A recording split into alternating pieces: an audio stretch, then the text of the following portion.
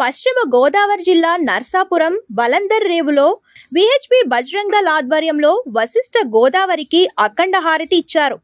పవిత్ర నదుల సంరక్షణ, సనాతన ధర్మ పరిరక్షణ దీక్షా కార్యక్రమంలో భాగంగా చేపట్టిన ఈ పూజా కార్యక్రమంలో భక్తులు పెద్ద సంఖ్యలో పాల్గొన్నారు. కాశీలో గంగా హారతి తరహాలో గోదావరి మాతకు వేద పండితులు హారతులు ఇచ్చారు. అంతకుముందు బలందర్ రేవులో గణపతి యాగం నిర్వహించారు. ఇక నుంచి ప్రతి నెల అమావాస్య రోజున గోదావరి మాతకు హారతి సమర్పిస్తామని ఈ సందర్భంగా పండితులు తెలిపారు.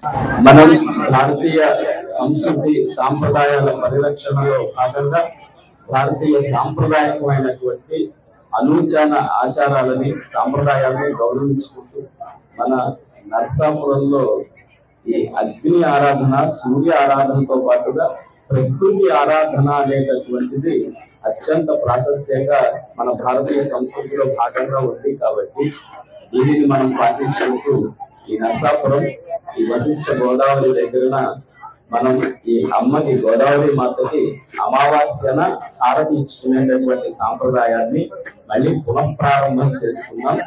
వచ్చినటువంటి అశేషమైనటువంటి హిందువులందరూ కూడా దీనికి ఉన్నటువంటి ఉపయుక్తం ఏంటి అనేటటువంటి ప్రశ్న ఉత్పన్నమైనట్లయితే దానికి సంబంధించి మనకి ప్రకృతి ఆరాధన చేతన మన ఆరోగ్యాలు బాగుంటాయి, మన ప్రాంతం అంతా ప్రశాంతంగా ఉంటుంది, మనకి సకాలంలో వర్షాలు పడతాయి, మనకి సస్య రక్షణ అవుతుంది, మన పంటలు బాగుంటాయి. ఇదంతా మనం ప్రకృతికి సంబంధించినటువంటి ఆరాధన చేత సాధ్యం అవుతుంది. కాబట్టి ప్రకృతి ఆరాధనలో అత్యంత ప్రధానంగా ఉండేటటువంటిది ఈ నదీమ తల్లులకి ఇచ్చేటటువంటి హారతి. కాబట్టి మనం మన ప్రాంతాన్ని సుసంపన్నం చేయాలి అని, మన ప్రాంతంలో ధర్మం నిలబడాలి అని, మన ప్రాంతంలో మనకి ఏ రకమైన సమస్యలు లేకుండా మన చల్లగా చూడాలి అని, ఇక్కడంతా శుభస్పందనలు ఏర్పడాలి అని అమ్మని కోరుకుంటూ అత్యంత ప్రధానం వేదం కూడా అమ్మవారిని నదీమ తల్లులకు సంబంధించి అపోహ యుగం సఫం అని చెప్పింది. అంటే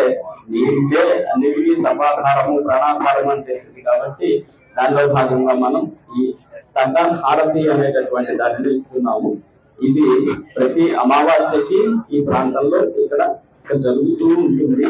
ఇలా జరుగుతూ ఉండాలి అని దత్తాత్రేయ స్వామిని కోరుకుంటూ ఈ ప్రాంతం అంతా సుసంపన్నంగా అద్భుతమైనటువంటి అభివృద్ధి సాధించుకోవాలి అని దత్తాత్రేయ స్వామిని కోరుకుంటున్నాను. ఈ చేసినటువంటిది విశ్వ హిందూ పరిషత్ బజరంగ దళ్ కార్యకర్తలందరూ కూడా చాలా అద్భుతమైనటువంటి కార్యక్రమంగా దీన్ని చేయగలిగారు. వాళ్ళందరికీ కూడా మా శుభాకాంక్షలు తెలియజేస్తున్నాం. జై గురుదేవ్. ఈ కార్యక్రమంలో పాల్గొన్నారు. వాతావరణం ప్రతిఫలంగా ఉన్నప్పటికీ కూడా అందరూ కూడా వచ్చి కూర్చుని ఇక్కడ ఈ కార్యక్రమంలో పాల్గొన్నారు. గోదావరి మాత నాసిక్ త్రయంబకేశ్వర ప్రారంభమై ఇక్కడ అంతర్వేది దగ్గర బంగాళాఖాతంలో 1465 కిలోమీటర్లు ప్రయాణం చేసి ఇక్కడ సముద్రంలో కలుస్తుంది.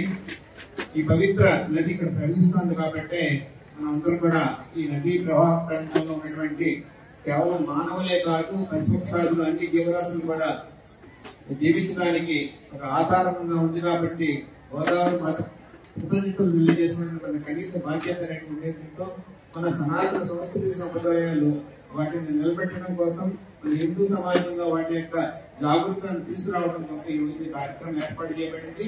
భవిష్యత్తులో కూడా ప్రతి అమావాస్యకి కూడా ఈ కార్యక్రమం చేయడానికి ఇక్కడ కార్యకర్తలు సంకల్పం చేశారు. కాబట్టి ఈ చుట్టుపక్కల నర్సాపురం చుట్టుపక్కల గ్రామాల్లో ఉన్నటువంటి అందరూ కూడా ఈ కార్యక్రమంలో పాల్గొని హిందూ సమాజం యొక్క ఐక్యమత్యాన్ని కాడుతూ సనాతన హిందూ ధర్మాన్ని కాపాడడం మీరందరూ కూడా భాగస్వాములు అవ్వాలని కోరుతున్నాం.